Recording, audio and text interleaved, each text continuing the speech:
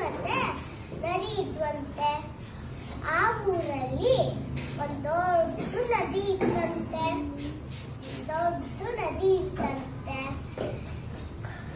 ನದಿಯಿಂದ ಈಚೆ ಕೋತಿ ಮನೆ ಇತ್ತಂತೆ. ನದಿಯಿಂದ ಆಚೆ ನರಿ ಮನೆ ಇತ್ತಂತೆ. ಕೋತಿ ಮನೆ ಹತ್ರ ಒಂದು ದೊಡ್ಡ ಮರ ಇತ್ತಂತೆ. ಹಣ್ಣುಗಳು ಬೀಳ್ತಿದ್ವಂತೆ. ದಿನ ಕೋತಿ ಹಣ್ಣುಗಳನ್ನ ಕಿತ್ಕೊಂಡು ತಿಂತಾ ಇತ್ತಂತೆ. ಹೊಟ್ಟೆ ತುಂಬಿಸ್ಕೊಂತಾ ಇತ್ತಂತೆ. ಒಂದ್ ದಿವಸ ನರಿ ಬಂದು ಗಿಳೆ ಮಾಡ್ಕೊಂಡಂತೆ ಕೋತಿನ. ಕೋತಿ ನರಿಗೂ ಒಂದ್ ಸ್ವಲ್ಪ ಕೊಡ್ತಾ ಇತ್ತಂತೆ ಹಣ್ಣುಗಳನ್ನ ತಿನ್ನಕ್ಕೆ. ಒಂದ್ ದಿವಸ ನರಿ ಅನ್ನಕ್ಕೆ ಹಣ್ಣುಗಳ ಕೊಡ್ತೀರಾ ಅಂತ ಕೇಳುತ್ತಂತೆ ಕೋತಿ ಹಣ್ಣುನ. ಯಾವಾಗ ಕೋತಿಯನ್ನ ಹೇಳ್ತೆ, ಯಾಕೋ ಮನೇಲಿ ಒಬ್ಬೇ ತಿಂತೀಯೇನು ಅಂತ. ಇಲ್ಲ, ನನ್ನ ಹೆಂಡತಿಗೆ ಕೇಳ್ದೆ ಅಂತ ಹೇಳುತ್ತಂತೆ. ಅವಾಗ ಕೋತಿ ಕಿತ್ತಿ ಕೊಡುತ್ತಂತೆ. ಅವಾಗ ನರಿಯನ್ನ ತಗೊಂಡು ಹೋಗಿ ತನ್ನ ಹೆಂಡತಿಗೆ ಕೊಡುತ್ತಂತೆ. ಅವಾಗ ನರಿಯನ್ನ ಹೆಂಡತಿ ತಿಂದು ಈ ಹಣ್ಣು ಎಷ್ಟು ಸಿಹಿಯಾಗಿದೆ ಅಂತ ಹೇಳ್ತಂತೆ. ಇದ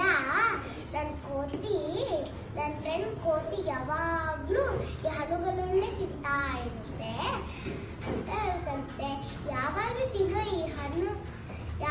ತಿನ್ನೋ ಈ ಕೋತಿ ಇರೋದಿಲ್ಲ ಇನ್ನೆಷ್ಟು ರುಚಿಕರವಾಗಿರುತ್ತೆ. ಒಳ್ಳೆ ಜೇನುತುಪ್ಪದ ತರ ಸಿಹಿಯಾಗಿರುತ್ತೆ. ನಮ್ ಕೋತಿ ರುಚಿಯನ್ನೇ ಬೇಕು ಅಂತ ಹಠ ಬರುತ್ತೆ. ಅವಾಗ ನರಿಯನ್ನ ಯೋಚನೆ ಮಾಡಿ ಹೇಳುತ್ತೆ, ಆಯ್ತು ಸರಿ ಕರ್ಕೊಂಡ್ಬರ್ತೀನಿ ಅಂತ. ಅವಾಗ ಹೋಗಿ ಕೋತಿಯನ್ನ ನೀನು ಅರ್ಜೆಂಟಾಗೆ ಹೊರಡ್ಬೇಕು, ಎಲ್ಲಿಗೆ ಅಂತ ಕೇಳುತ್ತಂತೆ.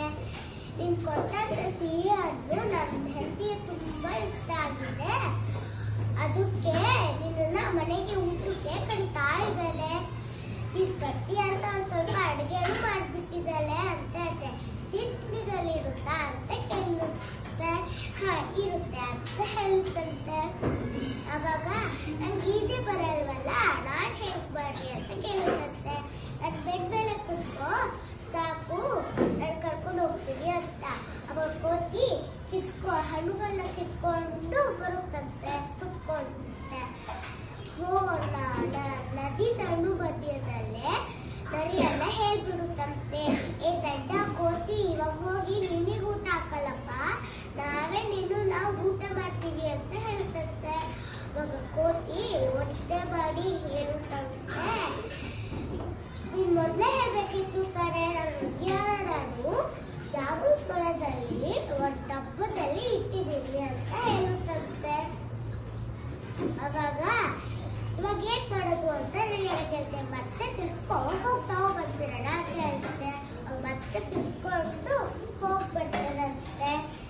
ಅವಾಗ ಕೋತಿ ಹಣ ಇಳಿದು ಹೋಗಿ ಪಟ ಪಟ ಹತ್ತು ಬಿಡುತ್ತಂತೆ. ಏ ದಡ್ಡ ನರಿ, ಹೃದಯ ಇಲ್ಲದೆ ಒಂದು ಜೀವಿ ಹೆಂಗೋ ಬದುಕಕ್ ಸಾಧ್ಯ ಅಂತ ಹೇಳುತ್ತಂತೆ. ನೀನು ನಂಗೆ ಮೋಸ ಮಾಡಿದೆ, ನನಗೆ ಎಷ್ಟೊಂದು ಹತ್ಯೆಯನ್ನು ಕೊಡ್ತಾ ಇದ್ದೆ, ನೀನ್ ನನಗೆ ಮೋಸ ಮಾಡಿದೆ.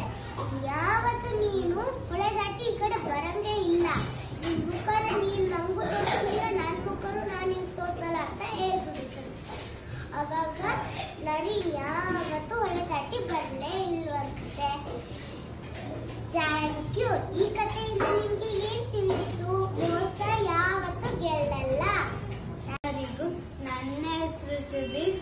ಒಂದಿನ ಒಂದೂರಲ್ಲಿ ಒಂದು ಅಜ್ಜಿ ಇತ್ತು. ಆ ಅಜ್ಜಿಗೆ ಅವ್ರ ಮಗಳು ನೋಡ್ಬೇಕು ಅಂತ ಅನ್ಕೊಂಡ್ರು. ನಾನು ಬೆಳಿಗ್ಗೆ ಹೋಗೋಣ ಅನ್ಕೊಂಡು ಮಂಟಕ್ಕೆ ರೆಡಿಯಾಗಿ ಹೋಯ್ತಿರಾಗ ಮಧ್ಯ ಒಂದು ತೋಳ ಸಿಕ್ತು. ತೋಳ ಗೆಲ್ತು, ನಾನಿನ್ನು ಎಲ್ಗೋಗಕ್ಕೂ ಬಿಡೋದು ತಿಂತೀನಿ ಅಂತ. ಅದಕ್ಕೆ ಹೇಳ್ತು, ನಾನು ನನ್ನ ಮಗಳು ಮನೆಗೆ ಹೋಗ್ತೀನಿ, ಊಟ ತಿನ್ಕೊಂಡು ಬರ್ತೀನಲ್ಲ, ಹಾಗೆ ದಪ್ಪಾಗಿರ್ತೀನಿ ಹಾಕ್ತೀನಿ.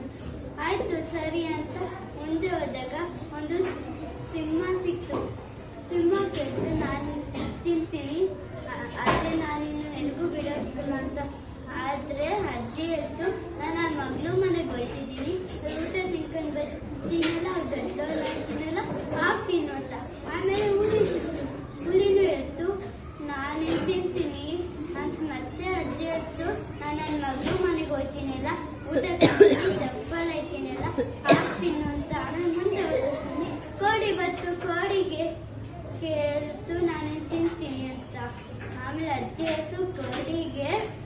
ನಾನು ನಮ್ಮ ಮಗಳು ಮನೆಗೆ ಹೋಗ್ತೀನಿ, ಊಟ ತಿಂತೀನಿ ಬರ್ತೀನಲ್ಲ ಆಗ್ತೀನಿ ಅಂತ ಒಂದು ಸ್ವಲ್ಪ ದೂರಲ್ಲಿ ಫ್ರೂಟ್ಸ್ ಇತ್ತು.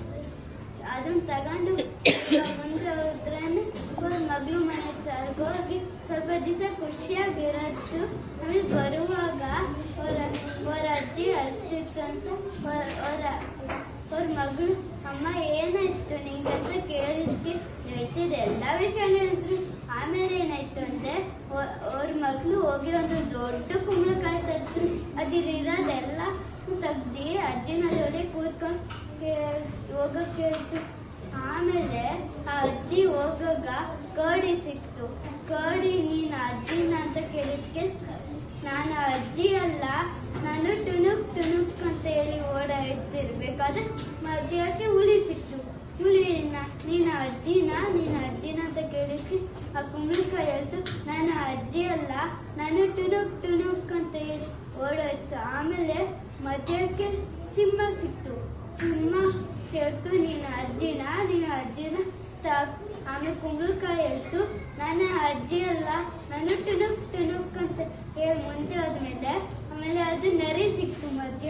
ಆಮೇಲೆ ನೀನು ಅಜ್ಜಿನ ಹೇಳಿದ್ಕೆ ನಾನು ಅಜ್ಜಿ ಅಲ್ಲ, ನಾನು ಟುನುಕ್ ಟುನುಕ್ ಅಂತ ಮುಂದೆ ಓಡೋಯ್ತು. ಆಮೇಲೆ ಅಜ್ಜಿಗೆ ಸುಸ್ತಾಗಿ ನಿಂತಾಗ ಅಲ್ಲೆಲ್ಲ ಪ್ರಾಣಿಗಳಿಂದ ಬಂದು ನಾನು ತಿಂತೀನಿ ಅಂತ ಅಂದಿದ್ದೆ. ನಾನು ಒಬ್ಬನೇ ಇದ್ದೀನಿ, ನಿಮ್ ಅಷ್ಟು ಜನ ಹೇಗ್ ತಿನ್ನಕ್ಕಾಯ್ತದೆ? ಯಾರು ಚೆನ್ನಾಗಿ ಜಗಳಾಡ್ತಾರ ಹೋದ್ರೆ ನಾನು ತಿನ್ಬೇಕು ಅಂತ ಹೇಳೋರು ಜಗಳಾಡ್ತಿರ್ಬೇಕಾದ್ರೆ ಅಜ್ಜಿ ಕುಂಬಳಕಾಯಿ ಬಿಟ್ಟು ಓಡೋಯ್ತು. ಈ ಕತೆ ನೀವೇನ್ ಕಲಿತೀವಿ ಅಂದ್ರೆ ಬುದ್ಧಿವಂತಿಕೆಯಿಂದ ದೊಡ್ಡ ಕಷ್ಟದಿಂದ ಪಾರಾಗ್ಬೋದು. Thank you. ನಮಸ್ಕಾರ ಎಲ್ಲರಿಗೂ. ನನ್ನ ಹೆಸರು ಅಗಸ್ತ್ಯ.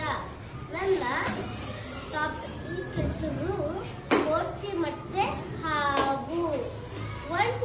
ದೊಡ್ಡ ಊರಲ್ಲಿ ಒಂದು ಕೋಳಿ ಇತ್ತಂತೆ. ಆ ಕೋಳಿ ಒಂದು ಮೊಟ್ಟೆ ಇಟ್ಟಿದ್ದಂತೆ. ಮೊಟ್ಟೆ ಇಟ್ಟಾಗ ಅದಕ್ಕೆ ಹಸು ಆಯ್ತಂತೆ. ಹಸು ಆದಾಗ ಕೋಳಿ ಅಲ್ಲಿಂದ ಹೊಂಟೋಗಿ ಊಟ ತಿನ್ನಕ್ ಹೋಯ್ತಂತೆ. ಆಗ ಆ ಮೊಟ್ಟೆದ ಪಕ್ಕದಲ್ಲಿ ದೊಡ್ಡದು ಹಾವು ಗೂಡಿದ್ದಂತೆ. ಆ ಗೂಡಲ್ಲಿ ಹಾವಿತ್ತಂತೆ. ಹಾವು ಆ ಗೂಡಲ್ಲಿಂದ ಮೇಲೆ ಬಂದು ಆ ಕಡೆ ಈ ಕಡೆ ನೋಡ್ತಿದ್ದಾಗ ಅಲ್ಲಿಂದ ಹೊರಗಡೆ ಬಂದು ಹೋಗಿ ಆ ಮೊಟ್ಟೆನ ತಿಂತಂತೆ. ತಿಂದ ತಕ್ಷಣ ಅದೇಳ್ತು, ಅಪ್ಪ ನನ್ನ ಹೊಟ್ಟೆ ತುಂಬ ಹೋಗ್ಬಿಟ್ಟು ಮನೆ ಮಕ್ಕೊಳ್ತೀನಿ ಅಂದ್ಕೊಂಡು ಹೋಗ್ಬಿಟ್ಟು ಮತ್ತೆ ಹೋಗಿ ಮುಕ್ಕೊಂತು. ಆಮೇಲೆ ಕೋಳಿ ಬಂದಾಗ ಅಲ್ಲಿ ಮೊಟ್ಟೆ ಸಿಕ್ಕಿಲ್ಲ. ಆ ಕಡೆ ಈ ಕಡೆ ನೋಡಿದಾಗೂ ಸಿಕ್ಕಿಲ್ಲ. ಅದಕ್ಕೆ ಅದು ಮತ್ತೊಂದು ಮೊಟ್ಟೆ ಬಿಟ್ಟು ಆಮೇಲೆ ಮತ್ತೆ ಹೋಯ್ತು ಊಟ ತಿನ್ನಕ್ಕೆ.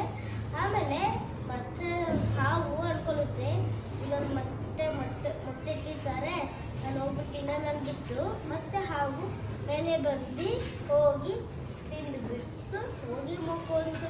ಅವಾಗೆ ಮತ್ತೆ ಕೋಳಿ ಬಂದಾಗ ಅದಕ್ಕೊಂದು ಐಡಿಯಾ ಬಂತು. ಐಡಿಯಾ ಬಂದಾಗ ಅದು ಮತ್ತೊಂದು ಮೊಟ್ಟೆ ಇಟ್ಟು ಅದ್ರ ಮೇಲೆ ಏನೇನೋ ಮುಚ್ಚಿಬಿಟ್ಟು ಹೋಗಿ ಇದ್ರ ಪಕ್ಕದಲ್ಲಿ ನಿಂತ್ಕೊಂಡ್ಬಿಟ್ಟು ನೋಡ್ತಿದ್ದಾಗ ಅದು ಹಾವು ಬಂದು ಸೈಡಲ್ಲಿ ತಗೊಂಡ್ಬಿಟ್ಟು ತಿಂಡಿ ನೋಡಿತ್ತು. ಆಮೇಲೆ ತಿಂಡಿ ನೋಡಿದಾಗ ಆಮೇಲೆ ಅದಕ್ಕೊಂದು ಐಡಿಯಾ ಬಂತು. ಐಡಿಯಾ ಬಂದಾಗ ಹೋಗಿ ಕಾಗೆ ನೀನು ನನಗೆ ಹೆಲ್ಪ್ ಮಾಡ್ತೀಯಾ ಅಂತ ಕೇಳ್ತು. ಆಮೇಲೆ ಕಾಗೆ ಹೇಳ್ತು, ನಾನು ನಿಜವಾಗ್ಲೂ ನಿಂಗೆ ಹೆಲ್ಪ್ ಮಾಡ್ತೀನಿ ಅಂತ. ನಾನು ಒಂದು ಮೊಟ್ಟೆ ಇಡ್ತೀನಿ, ಆ ಮೊಟ್ಟೆನ ಹಾವು ದಿನ ಬಂದ ನೀನು ಎತ್ಕೊಂಡು ಹೋಗೋ ಅಂತ ಹೇಳ್ತು. ಅದಕ್ಕೆ ಮತ್ತೊಂದು ಸರ್ತಿ ಮೊಟ್ಟೆ ಬಿಟ್ಟು ಅಲ್ಲೇ ಬಂದು ನೋಡ್ತಿತ್ತು ಗಿಡದ ಹತ್ರ. ಆಮೇಲೆ ಆ ಹಾವು ಬಂದ್ಬಿಟ್ಟು ತಿಂತಿರೋ ಮೊದಲು ಆ ಕಾಗೆ ಹಾರು ಬಂದು ಎತ್ತಾಕೊಂಡು ಹೋಗಿ ತುಂಬ ದೂರ ಕರ್ಕೊಂಡು ಹೋಗ್ಬಿಟ್ಟು ತಿಂತು. ಧನ್ಯವಾದ. Namaste everyone. My name is Anneli. My story name is Goldilocks and the Three Bears. Once upon a time, a little girl named Goldilocks was walking in the forest. Suddenly, she saw a house. She stepped closer to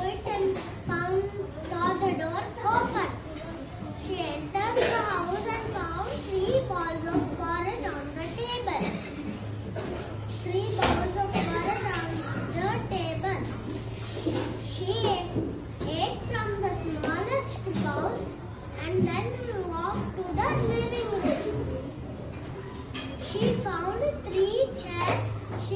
As soon as she sat on the smallest chair, it broke. She ran to the bedroom and found 3 beds.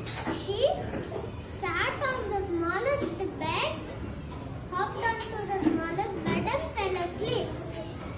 Sometime later, 3 bears returned home. Baby bear ran inside and saw his bowl empty. And his chair was broken. He cried and said, "Someone has eaten my orange and my chair is also broken." On hearing this, Goldilocks woke up.